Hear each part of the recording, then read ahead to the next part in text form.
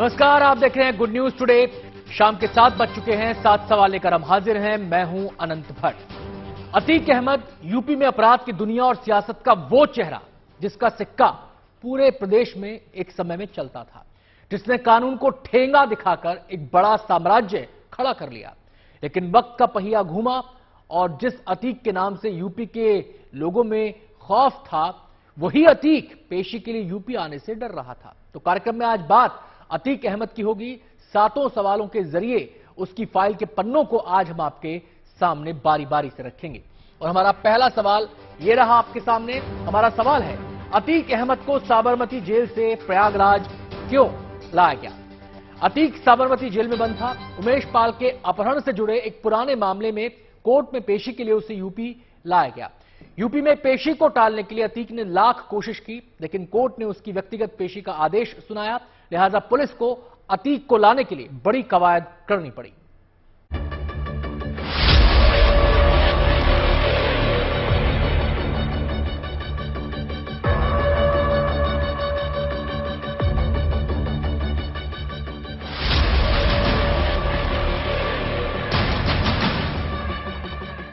Mafia don Atiq Ahmad को लेकर police UP पहुंच गई।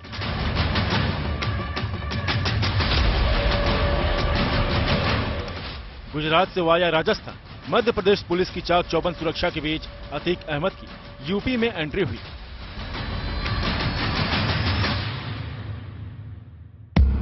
अतीक को दरअसल प्रयागराज की एमपी एमएलए की विशेष कोर्ट में व्यक्तिगत रूप से पेशी है।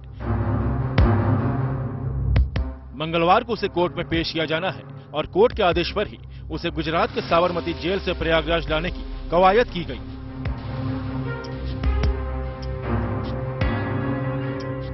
यूपी से एसटीएफ के साथ पुलिस अधिकारी रविवार सुबह साबरमती जेल पहुंचे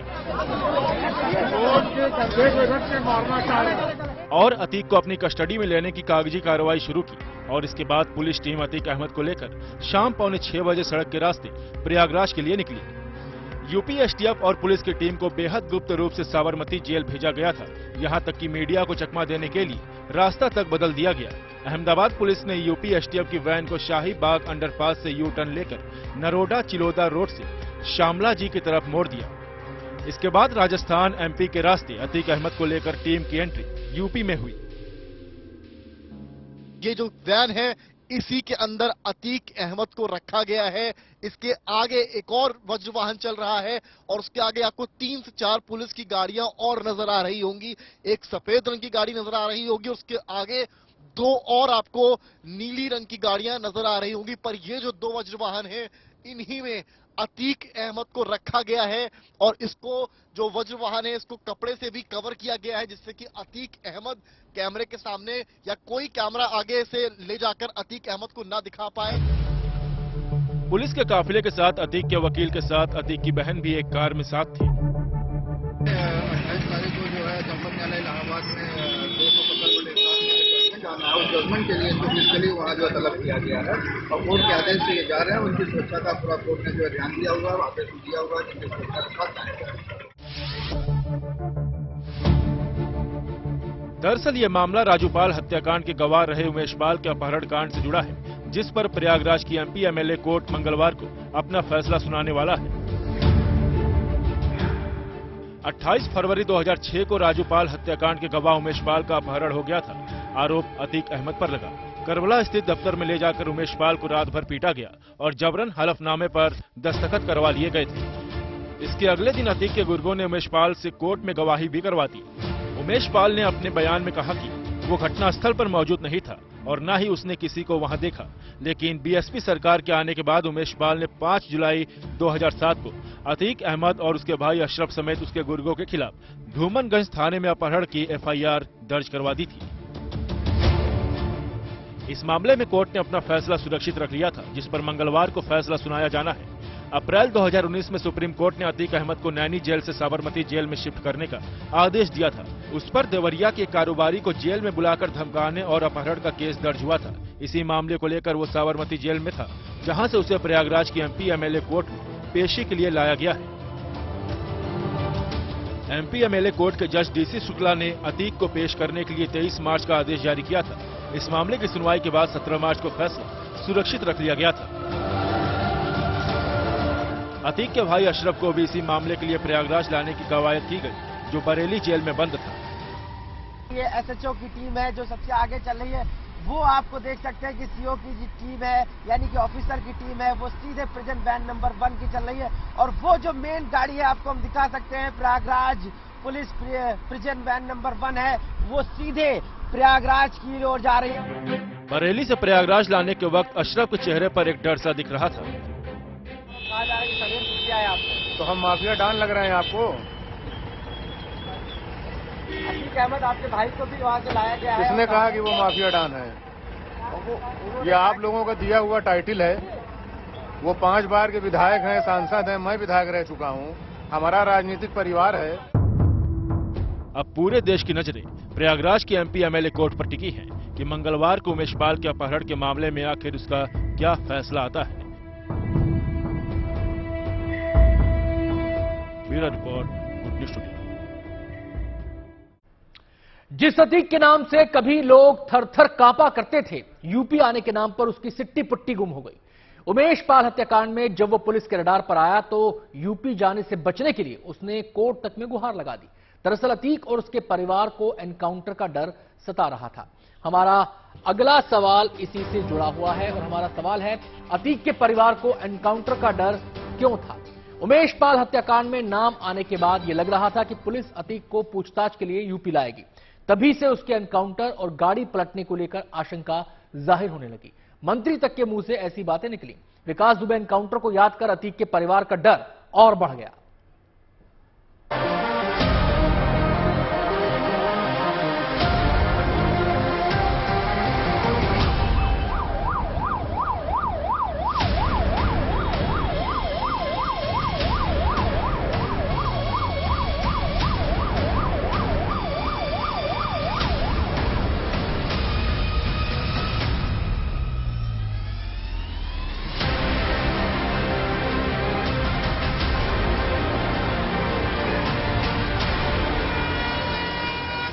माफिया डॉन की पहचान बन चुके अतीक अहमद को अपनी जान का खतरा सताने लगा, जिसके चलते वो गुजरात की साबरमती जेल से यूपी नहीं आना चाहता था। साबरमती जेल से प्रयागराज लाए जाने के समय खुद अतीक ने इसकी आशंका जताई कि उसकी जान को खतरा हो सकता है।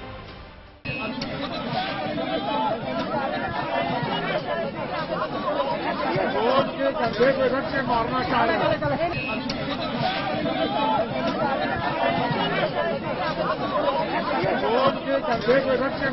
रहे उमेश पाल की हत्या के बाद अतीक को अपनी जान का डर सताने लगा, जिसके चलते वो यूपी नहीं आना चाह रहा था। प्रयागराज ले जाए जाने को लेकर उसने सुप्रीम कोर्ट का रुख भी किया था।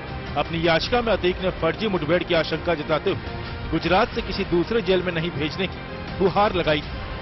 अतीक के इस डर के पीछे यूपी के मुख्यमंत्री योगी आदित्यनाथ का विधानसभा में दिया गया वो बयान भी था, जिसमें उन्होंने माफियाओं को मिट्टी में मिला देने की बात कही। जिस अतीक अहमद के खिलाफ पीड़ित परिवारों ने मुकदमा दर्ज कराया उसके परिवार के खिलाफ, वह समाजवादी पार्टी के द्वारा पोषित माफिया है और उसकी कमर को तोड़ने का काम हमारी सरकार ने किया है। और फिर मैं कह रहा हूं, इसे हाउस में कह रहा हूं, इस माफिया को मिट्टी में मिला देंगे। सरकार दीजिए, सफलत में हो, ये माफिया है, इनको मिट्टी में मिलाने का काम करेंगे। अपराधी आप लोग हैं, अपराधी से भी दूर कर अपराधी। अतीक को गुजरात से यूपी लाए जाते समय उसकी गाड़ी के पलटने की भी जोर शोर से चर्चा चल रही थी। पुलिस की कड़ी सुरक्षा में लाए जा रहे काफिले के साथ अतीक की बहन आयशा नूरी भी पीछे कार में चल रही थी। उसने भी अपने भाइयों की जान को खतरा बताया। इसमें हॉल्ट किया गया है, आपको लगता नहीं भी? नहीं, मुझे नहीं पता। नहीं पता क्यों होल्ड किया? नहीं। उन्होंने जिस तरह शक जाहिर किया कि पुलिस मार देगी, आप क्या कहेंगे इस पर? हाँ बिल्कुल, मुझे एनकाउंटर का खतरा है। दोनों भाई अशरफ को भी ला रहे हैं, विधायक जी को भी बरेली से ला रहे हैं। आपको शक है? बिल्कुल।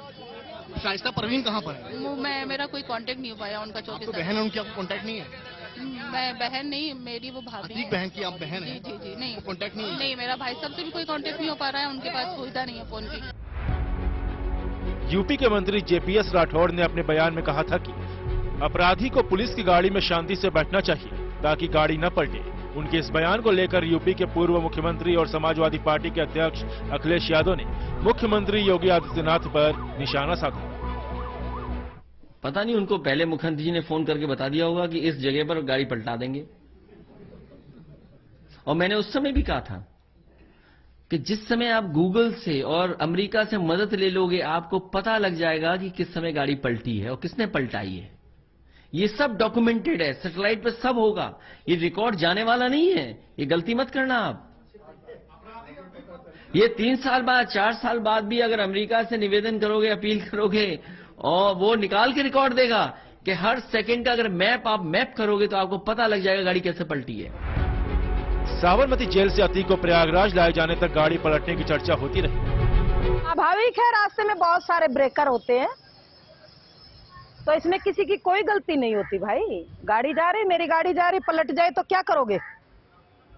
विधाता सबका फल देता है, कर्मों का फल है। दरअसल गाड़ी पलटने की यह आशंका विकास दुबे के एनकाउंटर के बाद खूब जताई जा रही है। कानपुर के गैंगस्टर विकास दुबे को एमपी के उज्जैन से कानपुर लाया जा रहा था। इस दौरान उसकी गाड़ी पलट गई थी और भागने के दौरान एनकाउंटर में वो मारा गया था। इसके बाद से ही यूपी में माफियाओं और उसके परिवार वालों को किसी जेल में शिफ्ट करने को लेकर गाड़ी पलटने की आशंका जताती रही है। Bureau report, good news today. Atiq की सारी कोशिशें धरी रह गईं। कोर्ट के आदेश पर उसे यूपी आना ही पड़ा। प्रयागराज की नैनी जेल अब उसका नया ठिकाना है, यहीं पर उसे रखा गया है। लोगों की निगाहें अब नैनी जेल पर टिक गई हैं। हमारा तीसरा सवाल अब आपके सामने है और सवाल है, अतीक के मामले में आगे क्या होगा? इस बारे में विस्तार से बता रहे हैं हमारे संवाददाता संतोष शर्मा। 1 साल बाद एफआईआर दर्ज होती है और पूरे 16 साल बाद दर्ज हुए उस केस में फैसले की घड़ी आ गई है। उमेश पाल अपहरण कांड में कल प्रयागराज की एमपी एमएलए कोर्ट अपना फैसला सुनाएगी। जिन धाराओं में पुलिस ने चार्जशीट लगाई है वो बेहद अहम हो जाती हैं। उन धाराओं में जो सबसे अहम धारा है वो है 364A, यानी कि रैंसम, रंगदारी के लिए अपहरण। ये एक ऐसी धारा है जिसमें कानून में फांसी और फांसी के साथ या फिर उम्र कैद की भी सजा का प्रावधान है। कल कोर्ट अपना 12:30 बजे अतीक और उसके भाई अशरफ के साथ उमेश पाल अपहरण कांड में अपना फैसला सुना सकती है। अतीक को गुजरात की साबरमती जेल से लाने के लिए सुरक्षा का भारी बंदोबस्त किया गया। 45 पुलिसकर्मियों की एक स्पेशल टीम तैयार हुई। कई गाड़ियों के काफिले को उसे लाने के लिए भेजा गया। आईपीएस अफसर की निगरानी में इस मिशन को अंजाम दिया गया। हमारा चौथा सवाल ये रहा आपके सामने और हमारा सवाल है, प्रयागराज कोर्ट में अतीक की पेशी को लेकर क्या है सुरक्षा के इंतजाम? इस बारे में विस्तार से बता रहे हैं हमारे संवाददाता संतोष शर्मा। उमेश पाल अपहरण कांड में कल प्रयागराज की एमपी एमएलए कोर्ट अपना फैसला सुनाएगी और अतीक और अशरफ दोनों को नैनी जेल से कोर्ट में ले जाया जाएगा। जो रास्ता होगा उस पर पुलिस के तमाम जवान तैनात होंगे। जो ट्रैफिक है उसको भी दूर रखा जाएगा ताकि किसी भी तरीके का व्यवधान ना हो। अतीक और अशरफ को इसी नैनी जेल से निकाल करके जो पूरे रूट पर सुरक्षा के पुख्ता इंतजाम करने के बाद इसको कोर्ट में ले जाया जाएगा। सुरक्षा के पुख्ता इंतजाम किए जा रहे हैं। नैनी जेल से लेकर के उस एमपी एमएलए कोर्ट में तक उन लोगों की निगरानी रखी जाएगी जो बिना काम के वहां पहुंचेंगे। तमाम लोगों की जांच की जाएगी क्योंकि कल अतीक और अशरफ वहां पर जब कोर्ट में मौजूद होंगे तो तमाम जो इनपुट्स मिल रहे हैं कि कुछ ऐसे लोग भी अतीक और अशरफ से मिलने की कोशिश कर सकते हैं जो उसके गैंग के मददगार हैं, जो उसके गैंग से जुड़े हो सकते हैं। लिहाजा नैनी जेल से लेकर प्रयागराज की एमपी एमएलए कोर्ट में सुरक्षा के पुख्ता इंतजाम होंगे। बावर्दी पुलिस के जवान तैनात होंगे और सादी वर्दी में उन संदिग्धों पर भी नजर रखी जाएगी जो अतीक और अशरफ से मिलने की कोशिश करेंगे। अतीक की पेशी उमेश पाल के अपहरण से जुड़े पुराने मामले में हो रही है। वैसे तो अतीक का आपराधिक रिकॉर्ड काफी भारी भरकम है, लेकिन हाल फिलहाल की अगर बात करें तो उमेश पाल हत्याकांड से भी उसका कनेक्शन जुड़ा है और वो पुलिस के रडार पर है। हमारा 5वां सवाल ये रहा आपके सामने और हमारा सवाल है, उमेश पाल हत्याकांड में अब तक कहां तक पहुंची जांच? उमेश पाल हत्याकांड में पुलिस के रडार पर कई लोग हैं। उनमें अतीक, उसका भाई, बेटा, पत्नी और वो शूटर शामिल हैं जिन्होंने हत्या को अंजाम दिया।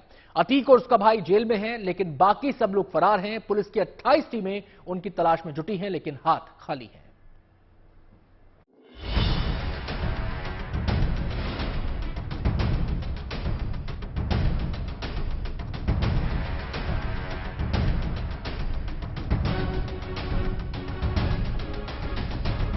24 फरवरी को प्रयागराज में हुई उमेश पाल की हत्या को 1 महीने से भी ज्यादा का वक्त बीत गया है, लेकिन उमेश और उनकी सुरक्षा में तैनात दोनों सुरक्षा कर्मियों के हत्यारे कहां हैं, इसका अभी तक कोई पता नहीं चल पाया है। धूमनगंज का एक वीडियो पुलिस के पास है। उमेश पर गोली चलाने से लेकर गुड्डू मुस्लिम के बम फेंकने तक के वीडियो में पुलिस एक शूटर की पहचान कर चुकी है। बावजूद इसके पुलिस के हाथ अभी तक खाली है।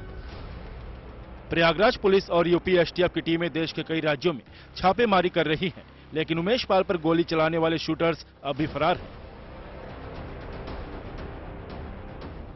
इस बीच यूपी पुलिस को अतीक अहमद के बेटे असद की दिल्ली में मौजूदगी का सुराग मिला है। हालांकि पुलिस जब तक वहां पहुंचती है तब तक असद फिर से अंडरग्राउंड हो चुका था। दिल्ली में असद की मौजूदगी के सुराग से पहले चर्चा थी कि असद और मोहम्मद गुलाम देश छोड़कर नेपाल भाग गए हैं। करीब 9 राज्यों में पुलिस की टीमें लगातार छापेमारी कर रही हैं। 7 राज्यों से यूपी पुलिस ने इन शूटर्स की डिटेल भेज कर के मदद मांगी है कि इनके बारे में अगर कोई जानकारी मिले तो यूपी पुलिस से शेयर करें। लेकिन इतनी लंबी कवायद के बाद भी यूपी पुलिस अतीक अहमद के बेटे असद, बमबाज गुड्डू मुस्लिम, साबिर अरमान और शूटर मोहम्मद गुलाम का पता नहीं लगा पाई। उमेश पाल हत्याकांड में शामिल 5 शूटर्स की यूपी पुलिस को अभी भी तलाश है। अतीक का बेटा असद हत्याकांड के बाद से ही फरार है। शूट आउट के वक्त बम मारने वाला बमबाज गुड्डू मुस्लिम भी पुलिस की गिरफ्त से दूर है। दुकान में उमेश का इंतजार करने वाला मोहम्मद गुलाम और गुड्डू मुस्लिम को बाइक से लेकर भागने वाला शूटर अरमान भी फरार है। इसके साथ ही उमेश पर गोली चलाने वाले शूटर साबिर की यूपी पुलिस तलाश कर रही है। इन सभी शूटर्स की तलाश के बीच उमेश पाल हत्याकांड की साजिश में शामिल अतीक की पत्नी शाइस्ता परवीन का एक नया वीडियो सामने आया है, जिसमें वो शूटर अरमान के साथ दिख रही हैं। उमेश पाल हत्याकांड के बाद ही अतीक की पत्नी शाइस्ता भी फरार है। पुलिस ने शाइस्ता पर 25,000 रुपए का इनाम रखा है। उम्मीद और दर्द के सहारे उमेश पाल का परिवार आज भी उमेश के कातिलों को पकड़े जाने के इंतजार में है। उमेश पाल की मां शांति देवी ने अपने बेटे के हत्यारों को एक बार फिर से मौत की सजा देने की मांग की। कि पहले सरकार ने यही कहा कि जिसने मारा है उसको मैं मिट्टी में मिला दूंगा। वही उम्मीद लेके हम लोग 1 महीने से बैठे हैं। जो अदालत फैसला करेगी या जो सरकार करेगी वो हमें मंजूर है, लेकिन बस यही है कि अगर ये मारे जाते हैं तो ठीक है, नहीं तो मेरे आने वाले समय मेरे परिवार को बहुत लंबा खतरा है। फांसी की सजा। उमेश पाल की पत्नी जयापाल को उम्मीद भी है, यकीन भी है कि उनके पति के हत्यारों को कानून छोड़ेगा नहीं, लेकिन उन्हें डर भी है कि अगर उमेश के हत्यारे जिंदा रहे तो उनके परिवार पर खतरा फिर से मंडराने लगेगा। तो यही कहूंगी कि उनका जो है अंत हो, चाहे वो माध्यम कोई भी हो, चाहे वो न्यायपालिका दे रही हो या शासन प्रशासन दे रहे हो, जो भी है उनको खत्म करना है, चाहे जिस तरह से करें। उनका साम्राज्य खत्म होगा तभी हम लोग सुरक्षित हो पाएंगे, नहीं तो कल को जो बच जाएगा और जेल चला जाएगा तो जेल से जैसे उसने मेरे आदमी को खत्म किया वैसे मेरे पूरे परिवार को खत्म कर सकता है। प्रयागराज पुलिस और यूपी एसटीएफ की कुल 28 टीमें उमेश पाल हत्याकांड में शामिल शूटर्स की तलाश कर रही हैं। पुलिस ने इनाम की राशि 2.5 लाख से बढ़ाकर 5 लाख कर दी है, लेकिन सच्चाई तो ये है कि उमेश पर गोली चलाने वाले शूटर्स अभी भी पुलिस की गिरफ्त से दूर हैं। प्रयागराज से संतोष शर्मा के साथ Pankaj Srivastava, good news today.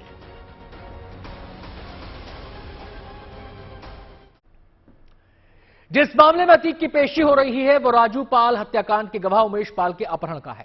28 फरवरी 2006 को उमेश का अपहरण हो गया था और आरोप लगा अतीक अहमद पर। जुलाई 2007 में अतीक और उसके भाई अशरफ के खिलाफ इस मामले में केस दर्ज हुआ। हमारा छठा सवाल ये रहा आपके सामने और हमारा सवाल है, जिस मामले में अतीक आरोपी है उसमें अधिकतम सजा क्या हो सकती है? आइए देखते हैं इस बारे में क्या कहना है एडवोकेट अनंत मलिक का। आईपीसी की धारा 364A बात करती है किडनैपिंग फॉर रैंसम के बारे में। जब कोई व्यक्ति किसी का किडनैप करता है या उसकी अबडक्शन करता है और अबडक्शन और किडनैपिंग करने के बाद उस व्यक्ति को डिटेन कर लेता है और डिटेन करते समय उस व्यक्ति को थ्रेट करता है, या तो हर्ट की या उसे लाइफ की थ्रेट करता है, डेथ थ्रेट देता है कि कोई भी गवर्नमेंट या गवर्नमेंट ऑर्गेनाइजेशन या अन्य व्यक्ति कोई भी कार्य या तो करें या ना करें और इस वजह से रैंसम डिमांड की जाती है, फिरौती डिमांड की जाती है, तो सेक्शन 364A लागू होता है। ये काफी गंभीर धारा है, इसकी सजा है लाइफ इंप्रिजनमेंट या फिर डेथ। उमेश पाल हत्याकांड को लेकर यूपी की सियासत कई दिनों से गरमाई हुई है। केवल सड़क पर ही नहीं, विधानसभा के अंदर भी इस हत्याकांड के आधार पर कानून व्यवस्था के सवाल पर सरकार और विपक्ष में तीखी नोकझोंक देखने को मिली। विधानसभा में ही यूपी के सीएम योगी आदित्यनाथ ने कहा था कि माफिया को मिट्टी में मिला देंगे। हमारा 7वां और आखिरी सवाल यह रहा आपके सामने, और हमारा सवाल है, अतीक मामले को लेकर क्या है सियासत के सुर? आइए देखते हैं अतीक के मामले को लेकर नेता क्या कह रहे हैं। अरे ये बताओ ना कि उत्तर प्रदेश के 10 टॉप माफिया कौन है? उन 10 टॉप माफियाओं में आप बताइए कौन कौन है, या ये बताइए 50 से ऊपर मुकदमे किन लोगों पर हैं? क्या आप सूची नहीं जारी कर सकते हो? आपने कहा हम सूची जारी कर देंगे। आप बताइए, हाउस में मुख्यमंत्री ने कहा था कि नहीं कहा था? क्यों नहीं जारी कर रहे हैं आखिरकार? माननीय न्यायालय का निर्णय है, उनके न्यायालय के निर्णय के अनुपालन में पुलिस उनको अपनी अभिरक्षा में लाकर के अदालत में प्रस्तुत करेगी और शुचिता के साथ, पारदर्शिता के साथ उत्तर प्रदेश में कानून का राज और मजबूत हो, इस दिशा में हमारी सरकार लगातार काम कर रही है। तो जो आशंकाएं हैं कि कभी गाड़ी पलट सकती है, ये तमाम, देखिए आशंका से कुछ नहीं होता है। कुल मिलाकर के हम अदालत के निर्णय का पालन कर रहे हैं। हर स्थिति में उत्तर प्रदेश में हम कानून का राज मजबूत करेंगे। माफिया, गुंडे, मवाली बचने नहीं पाएंगे। इनके खिलाफ कड़ी कार्रवाई जारी रहेगी। कार्यक्रम में आज इतना ही।